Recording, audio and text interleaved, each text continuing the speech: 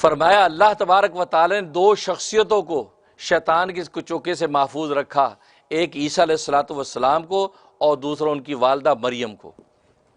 ان کو شیطان وہ کچوکا نہیں مار سکا، دور رہا، اللہ تبارک و تعالی نے ان کے قریب نہیں آنے دیا۔ اب یہاں سوال پیدا ہوتا ہے کہ کیا عیسیٰ علیہ السلام اور مریم کا مقام سرکار دو عالم صلی اللہ علیہ وسلم سے زیادہ ہو گیا؟ کیونکہ سرکار دو عالم صلی اللہ علیہ وسلم کو تو کچوکا لگا اور آپ کے قلب کے اوپر وہ شیطان بٹھایا گیا، جبکہ وہاں تو شیطان قریب بھی نہیں آیا،